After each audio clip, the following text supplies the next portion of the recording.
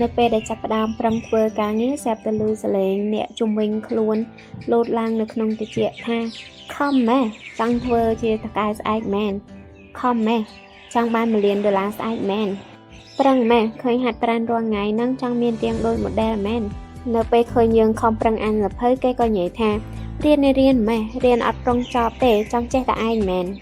សម្ដីរបស់ពួកគេទាំងអស់នោះធ្វើឲ្យផ្លូវចិត្តរបស់អ្នកទន់ខ្សោយពួកគេអត់ដឹងថាអ្នកមានការងារច្រើនប៉ុណ្ណាដែលត្រូវធ្វើរាល់ថ្ងៃពួកគេមិនដឹងទេថាបើសិនជាអ្នកមិនហាត់ប្រាណរាងកាយអ្នកនឹងមិនរឹងមាំហើយប្រកាសជាមានជំងឺហើយពួកគេក៏មិនដឹងថាបើសិនជាអ្នកមិនធ្វើការងារនៅថ្ងៃនេះអ្នកនឹងស្ដាយក្រោយនៅថ្ងៃបន្ទាប់នោះទេអ្នកនឹងមានរឿងស្មុគស្មាញជាច្រើនត្រូវដោះស្រាយបើសិនជាថ្ងៃនេះអ្នកធ្វើការងារមិនបានល្អនោះទេការខិតខំប្រឹងប្រែងធ្វើការងារនៅថ្ងៃនេះវានឹងនាំអ្នកឲ្យឈានទៅរកគោលដៅរបស់អ្នកទោះបីជាថ្ងៃនេះហត់បន្តិចពិតមែនប៉ុន្តែថ្ងៃអនាគតអ្នកមិនចាំបាច់នឿយហត់ក្នុងការដេញចាប់យកក្តីស្រមៃរៃទាំងអស់នោះមិនឈប់មិនឈរទៀតនោះទេថ្ងៃណាមួយនៅពេលដែលអ្នកបានសម្រេចគោលដៅអ្នកនឹងមានពេលវេលាគ្រប់គ្រាន់ក្នុងការសម្រាកលំហែកាយ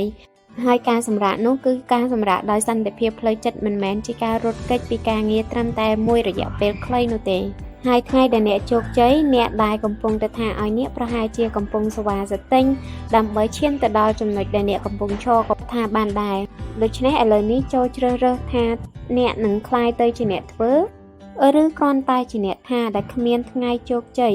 ជំរើសគឺនៅលើអ្នកខ្លួនឯងជាអ្នកសម្រេចចិត្ត